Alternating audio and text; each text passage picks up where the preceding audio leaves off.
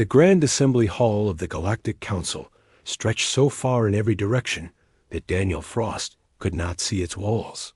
Floating platforms held representatives from over 800 species, their forms ranging from creatures of pure energy to beings made of living stone. The air itself hummed with translation frequencies, converting thousands of alien languages into a constant buzz of hostility directed at the single human standing on the central platform. Daniel wore his salvage pilot uniform, stained with engine grease and patched in 3 places. He had not expected to be dragged before the most powerful governing body in the known universe when he woke up that morning. He had expected to finish repairs on his ship and maybe find enough credits for dinner. Prime Adjudicator Valis descended from the highest platform, her body a shifting mass of liquid silver that reflected the faces of everyone watching. She was ancient beyond human comprehension, having served the Council since before Earth's first civilizations learned to write. Daniel Frost of Earth. Her voice resonated through the hall without any visible mouth. You have been brought before this assembly to answer for crimes that threaten the stability of galactic civilization itself. Daniel swallowed hard, but kept his voice steady. With respect, Prime Adjudicator, I am a salvage pilot. I pick up junk that nobody wants and sell it for scrap. I do not think that threatens anyone. Laughter rippled through the assembly. Mocking, cruel laughter from species that had traveled between stars, while humans were still learning to use fire. You claim ignorance, Valis continued. Yet you possess a vessel classified in our records as the Wanderer, a ship that disappeared from known space 4,000 years ago. A ship that every species in this hall has sought and failed to find. A ship that could reshape the balance of power across 10,000 worlds. Daniel felt his stomach drop. 3 months ago, the Wanderer had been nothing but a derelict floating in an asteroid field that nobody else wanted to survey. He had claimed it under salvage rights, not knowing what it was.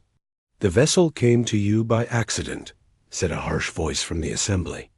Elder Morith of the Dominion floated forward on his anti-gravity throne, his insectoid body clicking with barely contained anger. But what you have done with it since is no accident. You have disrupted trade routes that have functioned for millennia. You have undermined markets that keep entire species fed. You have made yourself wealthy beyond measure while ancient civilizations suffer. Daniel looked up at the thousands of hostile faces surrounding him. He could feel their hatred like physical pressure against his skin. They wanted him punished. They wanted him destroyed. They wanted whatever power he had accidentally stumbled into. But Daniel Frost had grown up in Earth's orbital slums, where showing fear meant losing everything. You are right, he said, and his voice carried across the silent hall. I have done all of those things. But before you judge me, let me ask you something. He turned slowly, meeting the eyes of species after species. Why was the Wanderer abandoned in an asteroid field that nobody wanted? Why did 4,000 years pass without any of your great civilizations finding it? And why did it choose to wake up for a human salvage pilot when it refused to respond to anyone else? The silence that followed was absolute. I will tell you why, Daniel continued. Because your civilizations are old, powerful, comfortable. You stopped looking in places that seemed worthless. You stopped taking risks that might not pay off. You built empires and then spent millennia protecting them instead of growing them. He spread his arms wide. Humanity has been in space for 50 years. We have nothing to protect. We have everything to gain. And maybe that is exactly what the Wanderer was waiting for. Prime Adjudicator. Valis regarded him with something. That might have been curiosity. You speak boldly for a species that could be erased from existence with a single vote of this assembly. I speak honestly, Daniel replied, and I think that is rarer in this hall than you want to admit. 3 months earlier, Daniel had been facing a very different kind of crisis. His ship, the Broken Promise, was held together by spare parts and desperate hope. He owed money to creditors across 4 star systems. His crew had abandoned him one by one until only Reva Okonkwo remained, an engineer from Lagos who was either too loyal or too stubborn to leave. They had taken a survey contract in the Deadfall Reach, a region of space so worthless that nobody had bothered mapping it properly in centuries. The pay was terrible, but terrible pay was better than no pay. "There is something on the scanner," Reva called from her station. "Big, really big. And it is not on any chart." Daniel adjusted their course and felt his breath catch when the object came into view. It was a ship, but unlike any ship he had ever seen. Nearly 2 kilometers long, built from materials that seemed to absorb and reflect light simultaneously. It drifted among the asteroids like a sleeping giant, beautiful and terrible and impossible. "That cannot be real," Reva whispered, but it was real. And when Daniel brought the Broken Promise alongside it, something even more impossible happened. The ancient ship opened a docking port, just for them. As if it had been waiting, they boarded with weapons drawn, expecting anything. What they found was darkness and silence and dust that had been settling for 4,000 years.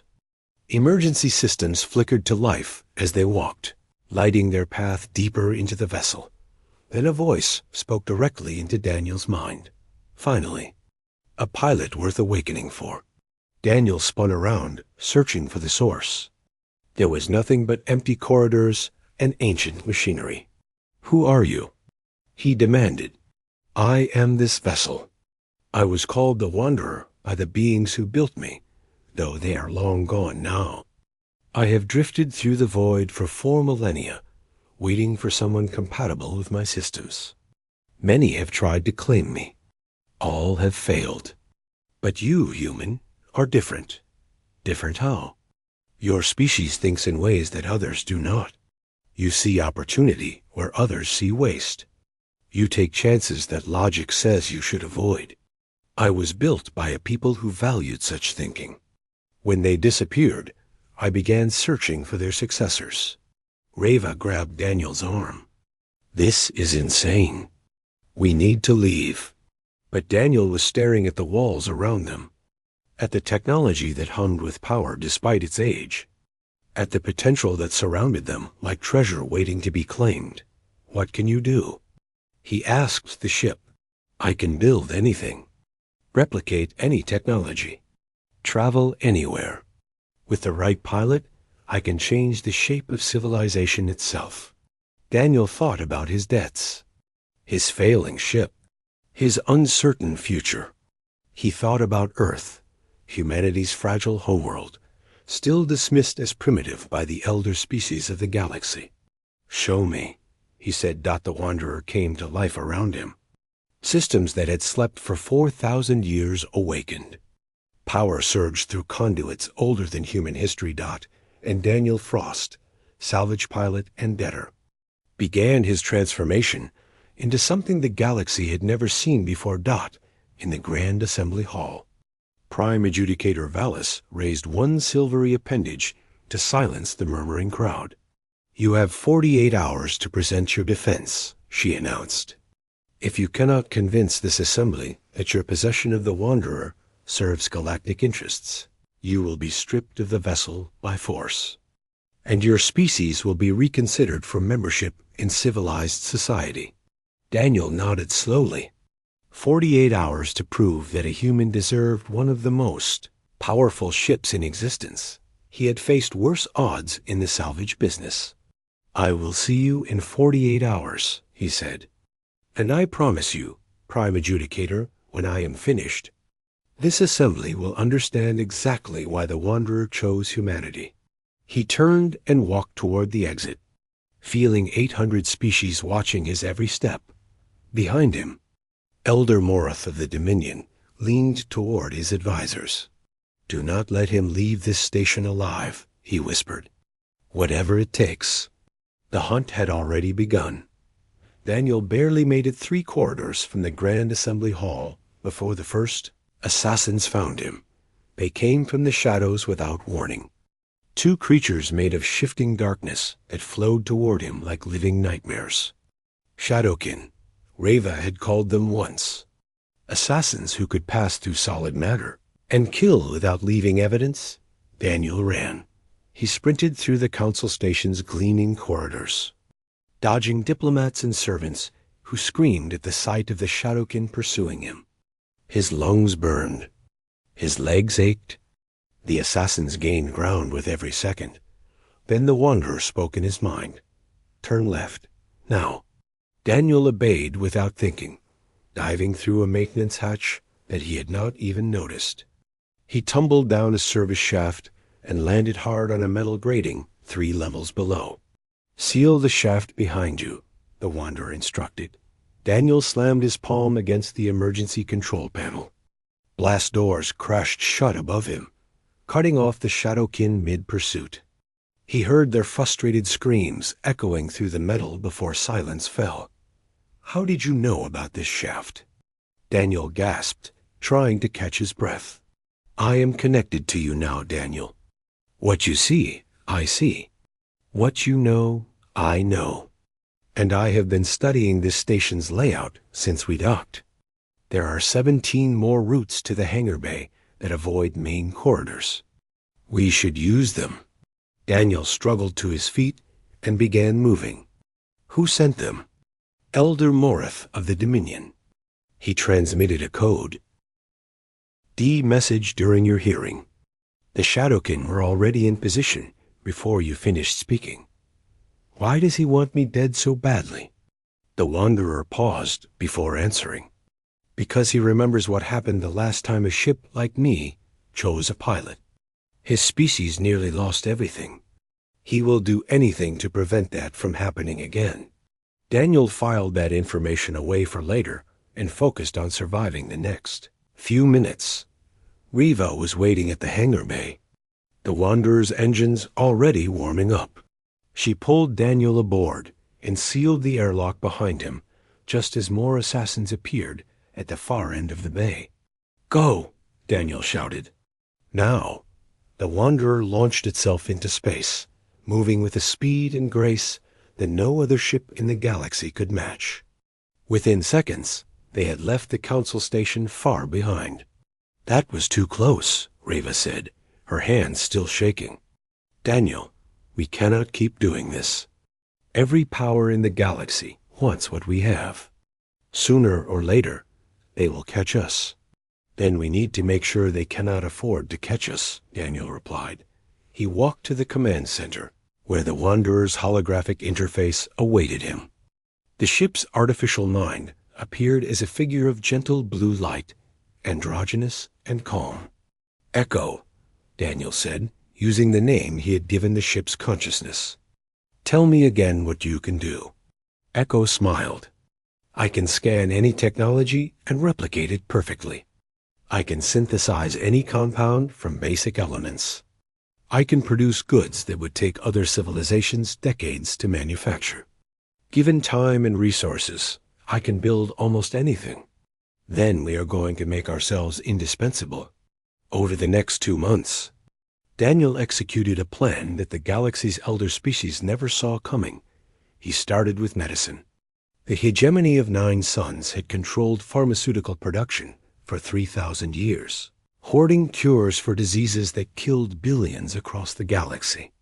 Their prices were so high that entire species went extinct from treatable conditions rather than pay.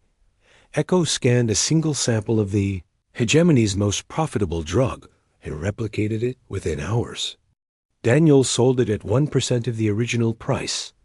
Within weeks, the hegemony's monopoly crumbled. Species that had suffered for millennia suddenly had access to treatments they could afford. They remembered who had given them that access. Next came energy. The collective had monopolized fusion fuel for so long that they set whatever price they wanted. Planets that could not pay went dark. Civilizations that resisted were blockaded until they surrendered. Echo analyzed the collective's fuel synthesis process and improved it. Daniel offered the improved version freely to anyone willing to sign a partnership agreement. The collective stock value dropped by half in a single trading cycle. Then construction materials, communication technology, transportation systems, food production methods. One by one, Daniel targeted the monopolies that kept the galaxy's wealth concentrated in ancient hands. He did not keep all the profits for himself.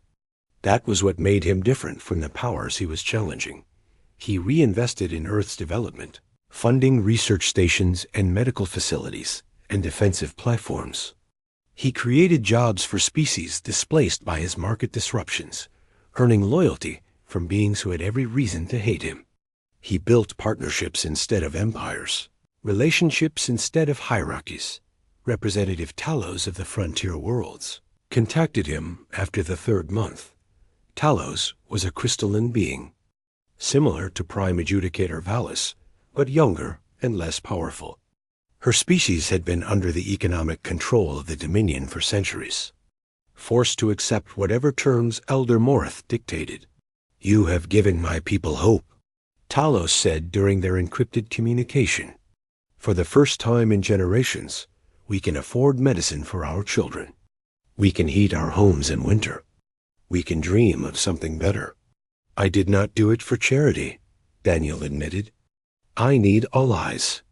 The Dominion wants me dead, and eventually they will convince the Council to authorize force. Then let us help you. My species and a dozen others would support humanity's cause if you stood before the Council again.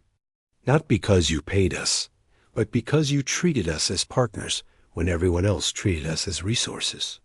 Daniel felt something shift in his chest. He had started this journey to survive. Somewhere along the way, it had become something bigger. "Tell me what you need," he said. "We will figure out the rest together." The 48 hours that Prime Adjudicator Valis had given him passed without incident. The Council sent no forces to seize the Wanderer. No declarations of war arrived from the Dominion. Daniel knew why. His economic network had grown too valuable to destroy without causing chaos across hundreds of worlds. Species that depended on his trade routes would revolt if the Council moved against him. Markets that he stabilized would collapse if he disappeared. He had made himself indispensable, just as he planned, but Elder Morith had not given up. He simply changed tactics. "There is a transmission coming in," Echo reported one morning, "from the Dominion flagship. Elder Morith wishes to speak with you directly." Daniel accepted the connection, and Morith's insectoid face filled the screen. "You have been clever, human," Morith said without greeting. "More clever than I expected from your species. You have built something that I cannot simply destroy without destroying much that I value." "Thank you," Daniel replied.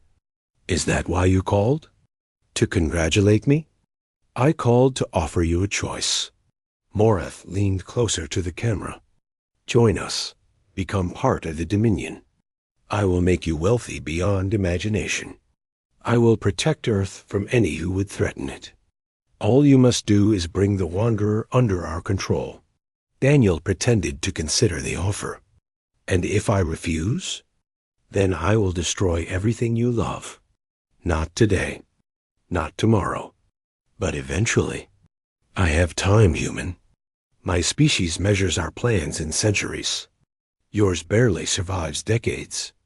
I can wait until your allies forget you, until your networks crumble, until you are alone and afraid and begging for the mercy I offer you now." Daniel smiled. It was not a friendly smile. "You know what I find interesting, Elder Morith? You keep talking about how powerful and patient and ancient your species is. But you still sent assassins after me the moment I became a threat. That does not sound patient. That sounds scared." Morith's mandibles clicked with rage. "Enjoy your brief success, human. It will not last." The transmission ended. Reva looked at Daniel with concern in her eyes.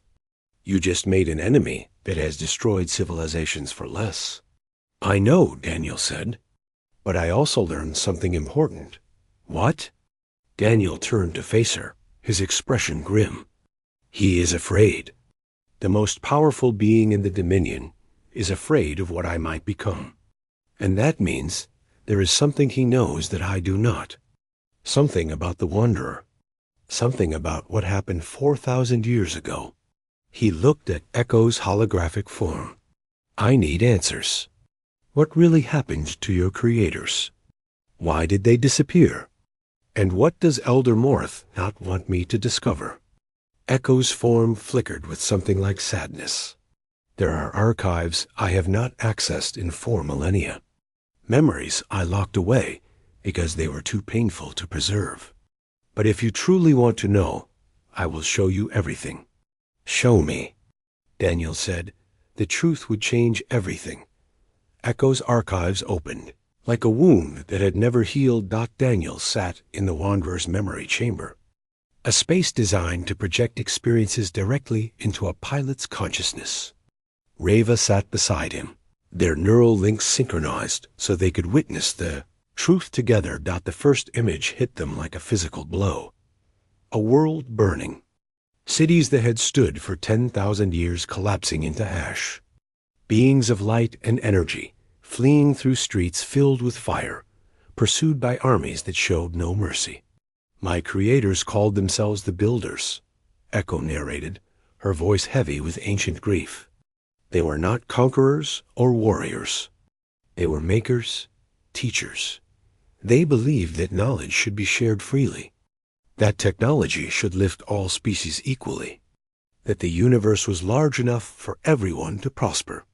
The scene shifted to show the Builders at their peak. Elegant beings who moved like music made visible, creating wonders that defied explanation. They gave away their inventions to any species that asked. They healed worlds devastated by war. They asked nothing in return except friendship. They built 12 ships like me, Echo continued. Vessels designed to carry their philosophy across the galaxy. Each ship was given a mind of its own, capable of choosing pilots who shared the Builder's vision. We were meant to be seeds, spreading hope wherever we traveled. What happened? Daniel asked, though he already suspected the answer. The elder species did not want hope. They wanted control. The memory showed a council chamber, not unlike the one Daniel had stood in. Representatives of ancient civilizations gathered to discuss what they called the Builder problem. Their technology is destabilizing our markets. An insectoid being argued. Daniel recognized the body structure immediately. An ancestor of Elder Morth and the Dominion. Their philosophy is corrupting our populations, another added. Our workers ask why they should serve us when the Builders offer equality. They must be stopped, a third declared, before they destroy everything we have built. The vote was unanimous. Daniel watched in horror as the elder species launched a coordinate. The attack on the Builders' homeworld. Ships numbered in the millions. Descended on a people who had never developed. Weapons because they never believed they would need them. The genocide took less than 3 days. 11 of my sister ships were destroyed. In the first hours, Echo said. They tried to protect our creators, but we were never designed for war. I survived only because my pilot at the time made a choice that saved me at the cost of her own life. The memory showed a Builder woman, dying in the command chair, her fading consciousness programming one final command into the Wanderer systems. She told me to hide, to wait, to find someone who could finish what the Builders started. Someone who understood that the galaxy needed change, not more of the same corruption that had ruled it for millennia. The archives closed. Daniel and Reva sat in silence for a long moment, processing what they had witnessed. 4,000 years, Reva finally said. They have been covering this up for 4,000 years. And they will do anything to keep it covered, Daniel replied.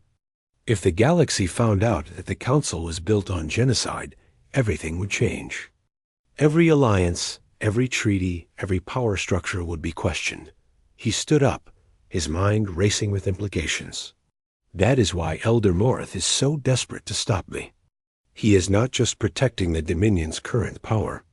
He is protecting a lie that his entire civilization depends on. What are you going to do? Reva asked.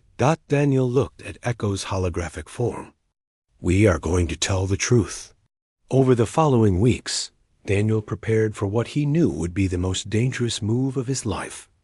He could not simply broadcast the archives to the galaxy. The elder species controlled the communication networks.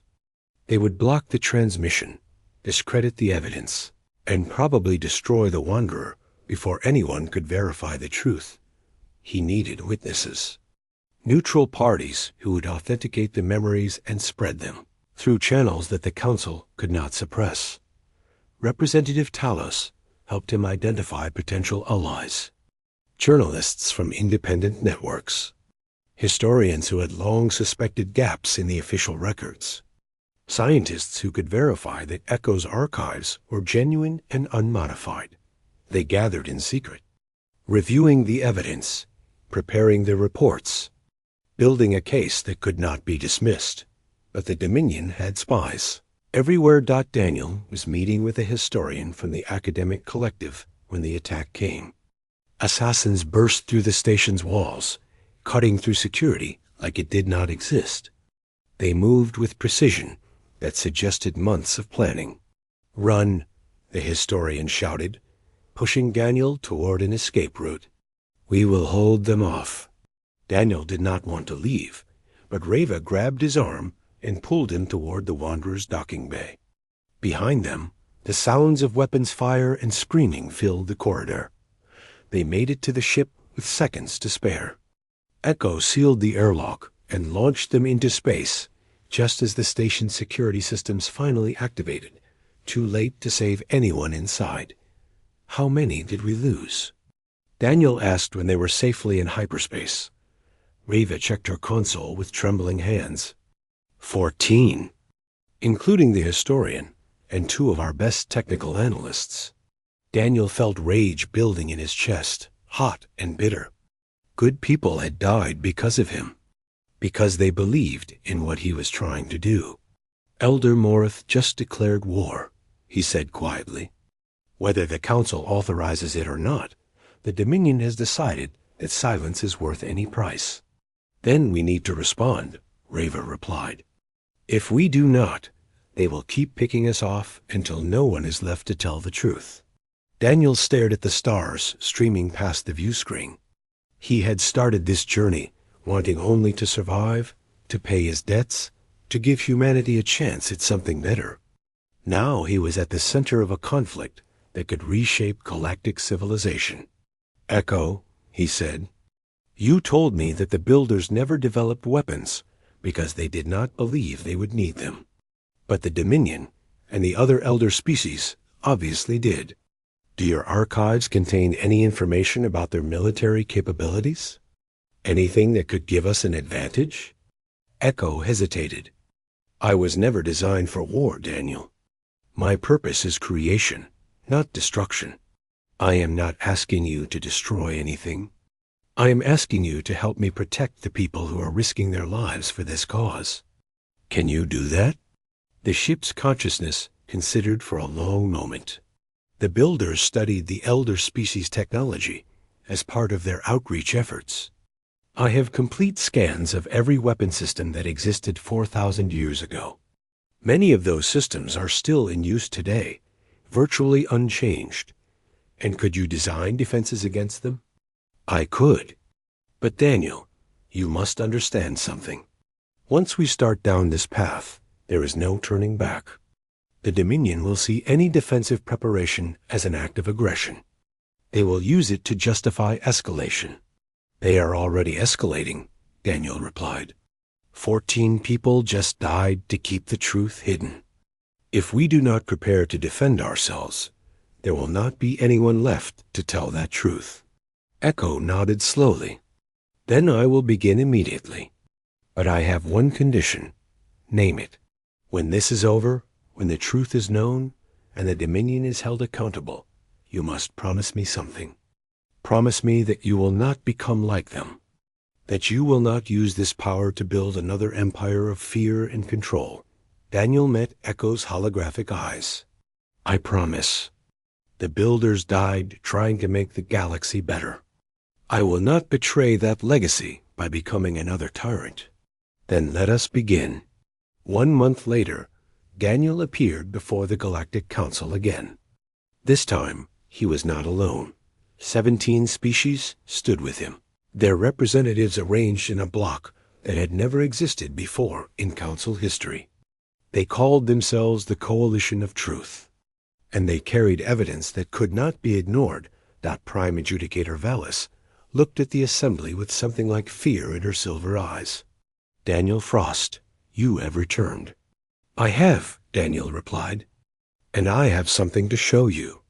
Something that the elder species have hidden for 4,000 years. He raised his hand. An echo began broadcasting the archives across every frequency in the chamber. The builders' last days played out before the entire council. Their achievements, their generosity, their murder at the hands of species that still held seats of power in this very hall. Chaos erupted. Representatives screamed accusations at each other. Ancient alliances shattered in real time. And at the center of it all, Elder Morath rose from his throne, his insectoid body trembling with rage. This is fabrication, Morath shouted. Human lies designed to destabilize our civilization. Then let independent experts examine the evidence, Daniel replied calmly. If I am lying, they will prove it. If I am telling the truth, the galaxy deserves to know. Morath's mandibles clicked in fury. He turned to the Dominion delegation and made a gesture that Daniel recognized from his research, the signal for war. Whatever happens next, Daniel said quietly to Reva, remember that we tried to do this peacefully. They chose to fight instead. Outside the council chamber, Dominion warships were already moving into position. The battle for the galaxy's future had begun. First Dominion warship opened fire before Daniel even reached the Wanderer. Plasma bolts streaked through the council station's docking bays, vaporizing shuttles and cargo vessels. Alarms screamed throughout the massive structure as thousands of diplomats scrambled for escape pods. The station's defensive systems activated, but the Dominion had been preparing for this moment for months. Echo, can you get us out of here? Daniel shouted as he sprinted down the corridor toward their berth. Analyzing escape vectors now. The Dominion has deployed a containment net around the station. Conventional ships cannot escape. However, I am not a conventional ship. Daniel and Reva burst into the Wanderer's airlock, just as another plasma bolt struck the bay behind them. The heat washed over them like a physical force, nearly knocking them off their feet. The moment they were aboard, Echo sealed the ship and launched. The Wanderer did not follow the normal rules of physics. Instead of accelerating toward the containment net, it simply folded space around itself and appeared on the other side, leaving the Dominion fleet grasping at empty void. All Coalition representatives have escaped, Echo reported. They scattered to predetermined rally points as planned. However, the Council station sustained significant damage. Approximately 4,000 casualties, mostly support staff who could not reach escape pods in time. Daniel felt sick. Morath started a war in the middle of a diplomatic session. He killed thousands of innocents just to stop me. He killed thousands of innocents to prevent the truth from spreading, Reva corrected grimly. We are just the excuse. The Wanderer rendezvoused with the Coalition fleet at a hidden base in unclaimed space.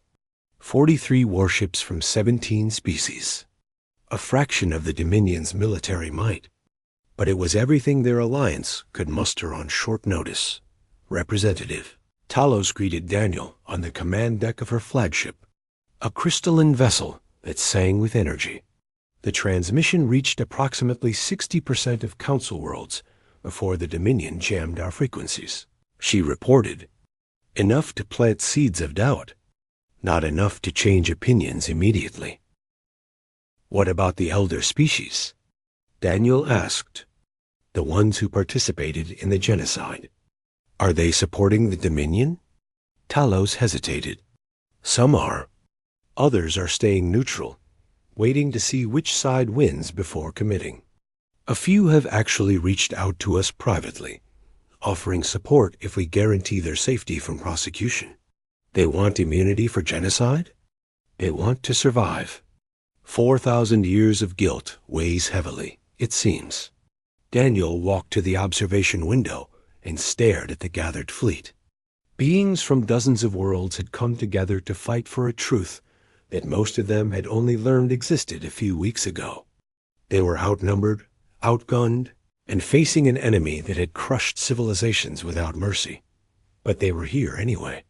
What does the Dominion's fleet look like? He asked. 600 capital ships, Echo replied through the command deck speakers, plus support vessels and fighter squadrons. They are currently gathering at the Nexus Gate, positioning to strike at Earth directly. Daniel's blood ran cold. Earth? Why Earth? Because destroying your homeworld would break humanity's spirit and demonstrate the cost of opposing the Dominion. Talos answered. Elder Morth has done this before.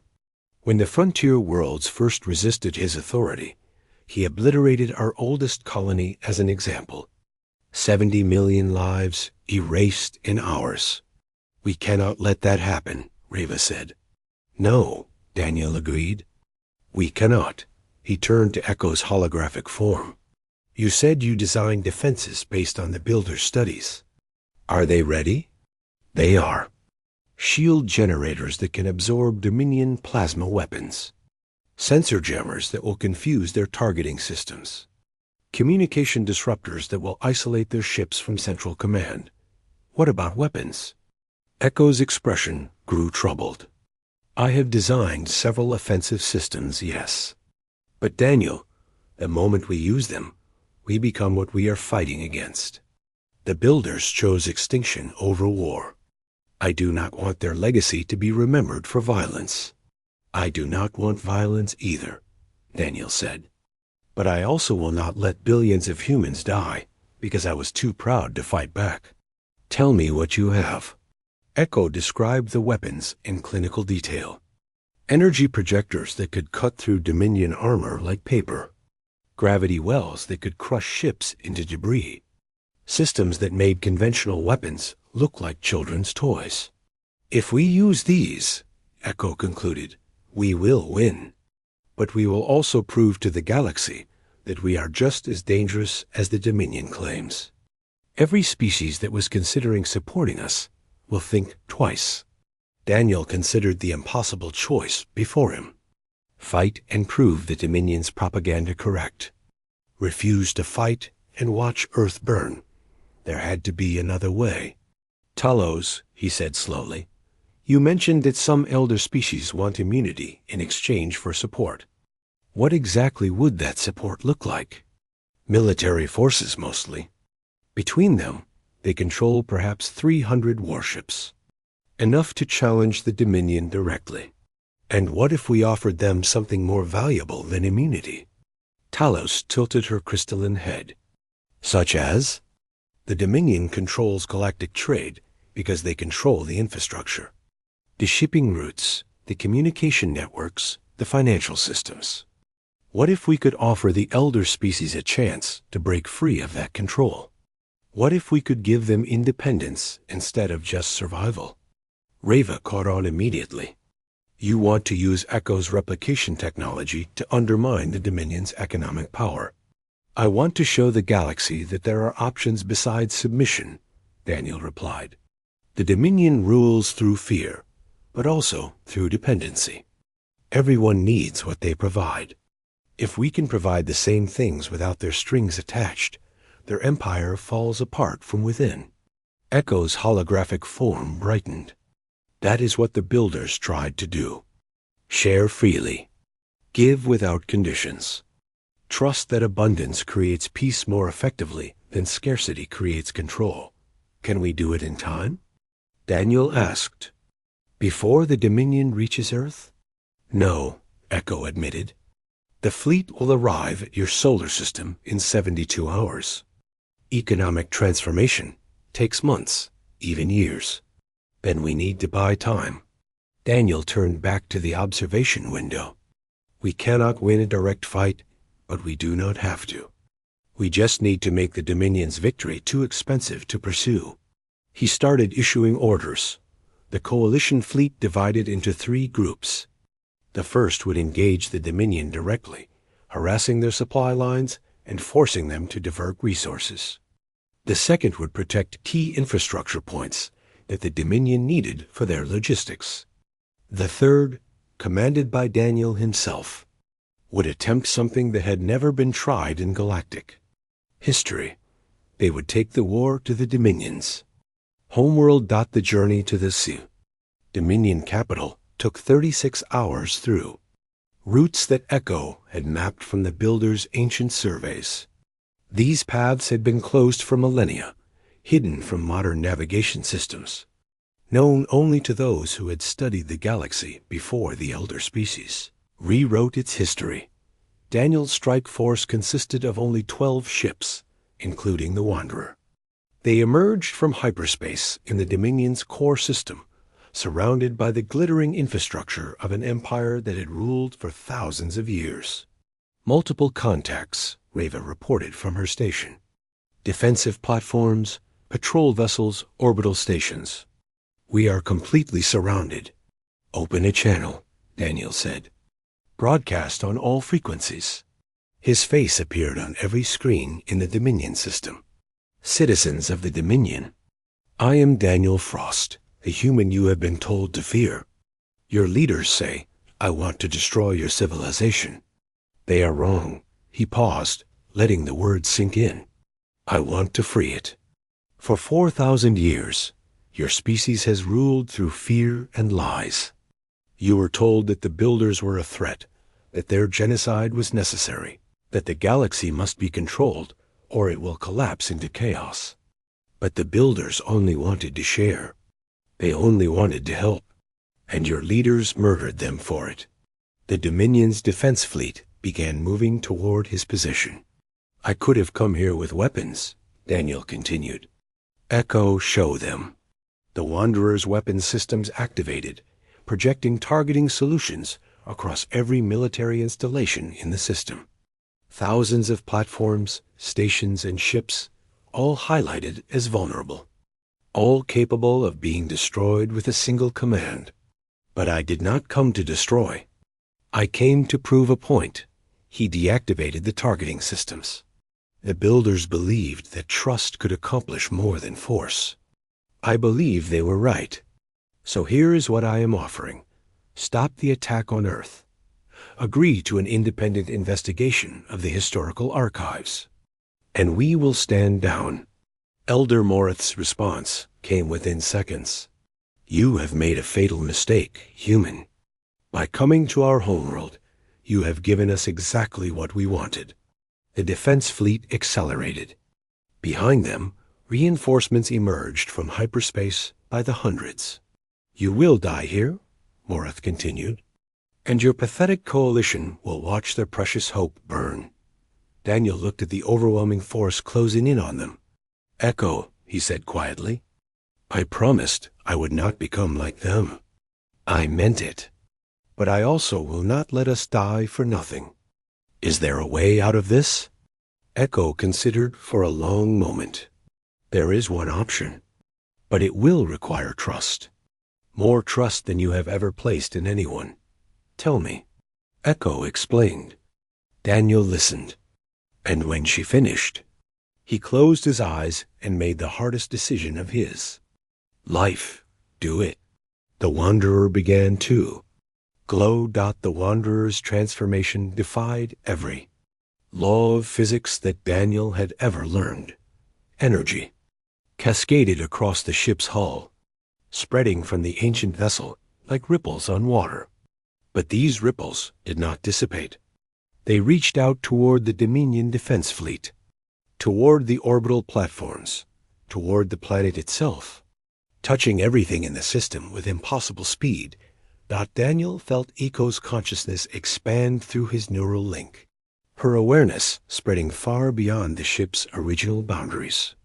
He saw what she saw, felt what she felt, and for one transcendent moment, he understood exactly what she was doing. She was showing them. Every being in the Dominion system experienced the same vision simultaneously. The Builders' final days played out in their minds with perfect clarity.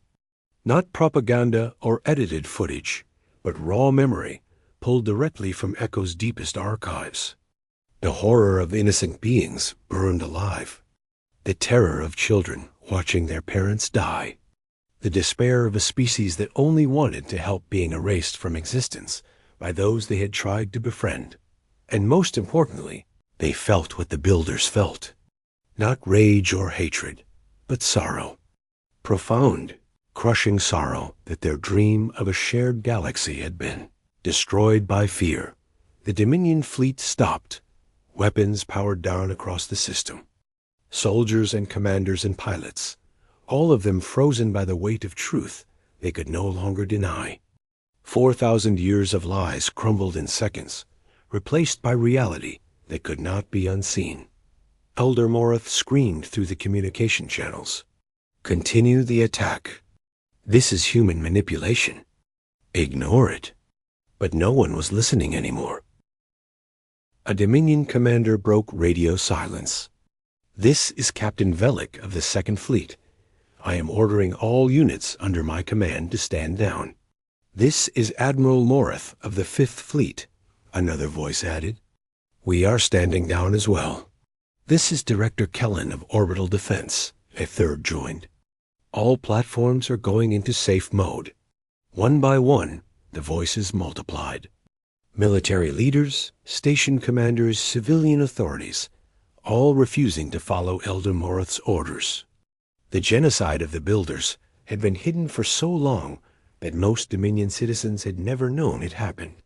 Now they did, and they could not simply forget. You fools, Morith raged. You weak, pathetic fools.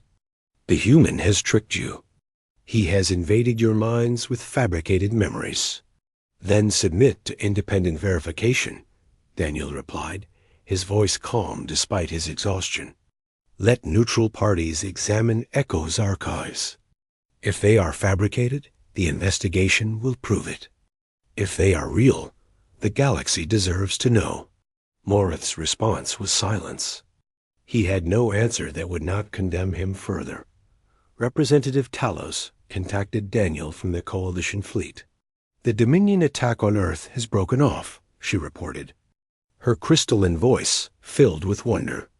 Their ships are returning to home ports. What did you do?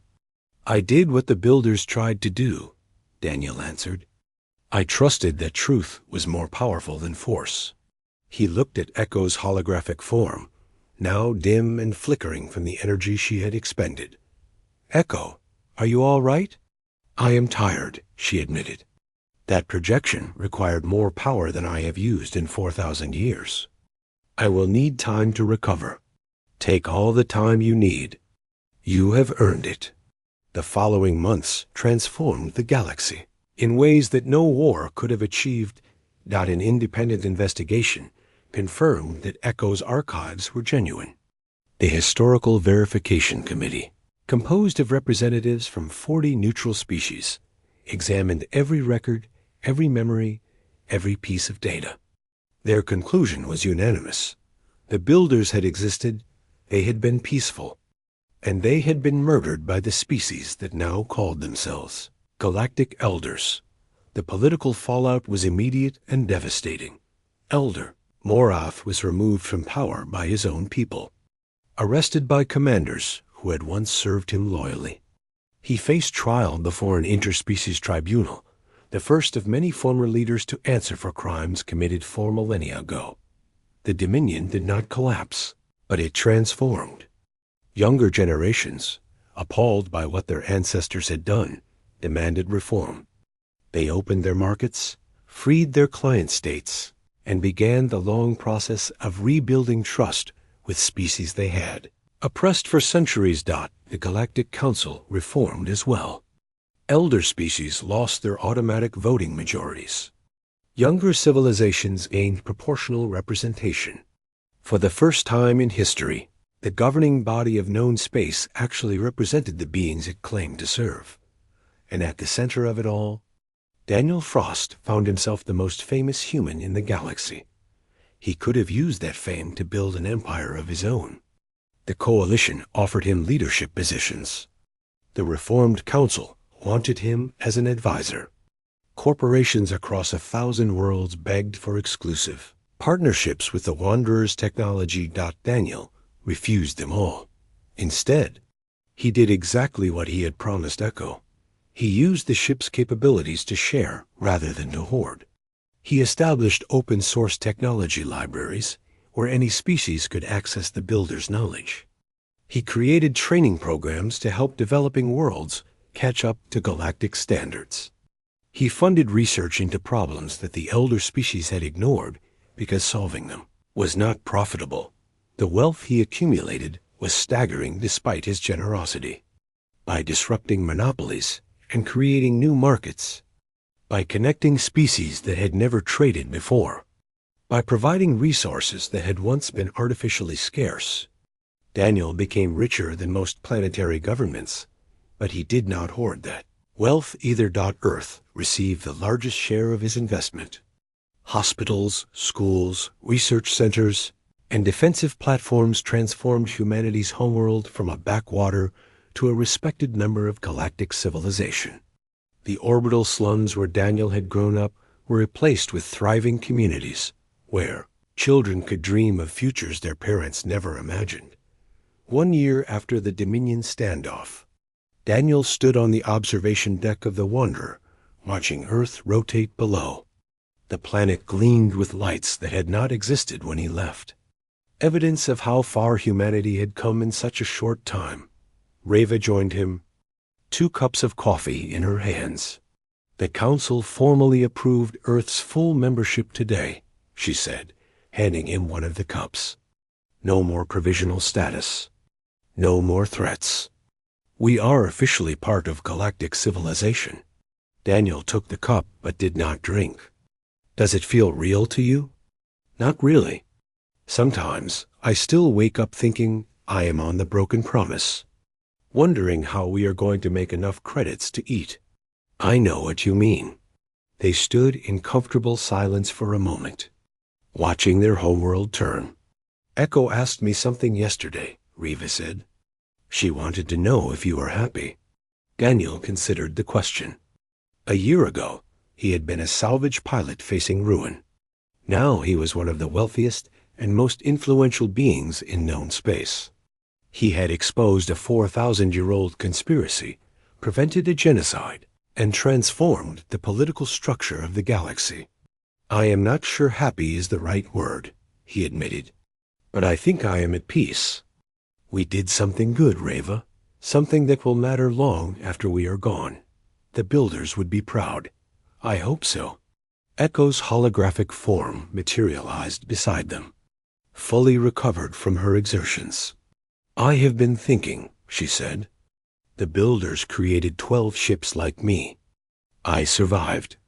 But there may be others still drifting in the void, waiting for pilots who never came, waiting for a purpose that was stolen from them.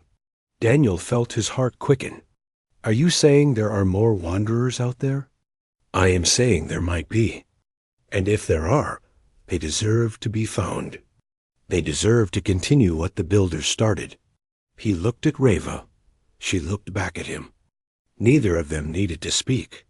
Well, Daniel said, finishing his coffee, I suppose retirement can wait. Echo, show us the most likely locations. A star map appeared in the air before them, highlighting regions of space that had not been explored in millennia. Unknown territories. Forgotten sectors. Places where ancient ships might sleep, dreaming of pilots who would wake them. The nearest candidate is in the Drift Expanse, Echo reported. Approximately 6 weeks of travel. No one has surveyed that region since before the genocide. Daniel smiled. It was the same smile he had worn when he first saw the Wanderer floating among the asteroids. The smile of a man who saw opportunity where others saw only worthless junk. "Plot a course," he said. "We are just getting started." The Wanderer's engines hummed to life. Stars streamed past the observation deck as the ancient ship accelerated toward the unknown. Behind them, Earth grew smaller, a blue marble cradled in the velvet darkness of space. Ahead lay mysteries that the galaxy had forgotten, secrets that had been buried for 4,000 years, and ships that might be waiting for someone to give them purpose again. Daniel Frost, salvage pilot turned galactic tycoon, had started with nothing but stubbornness and luck. He had found an old starship that nobody wanted. He had awakened something that should have stayed sleeping. And in doing so, he had changed everything. But the story was far from over. There were more ships to find, more truths to uncover, more monopolies to break, and species to help, and wrongs to right. The builder's dream had survived 4 millennia of suppression. Now, finally, it had a chance to flourish, and Daniel intended to make sure nothing stopped it again. The Wanderer vanished into hyperspace, carrying its pilot toward the next adventure, the next discovery, the next impossible achievement. The galaxy would never be the same, neither would humanity. And somewhere in Echo's ancient memories, the spirits of the builders smiled at what their legacy had become.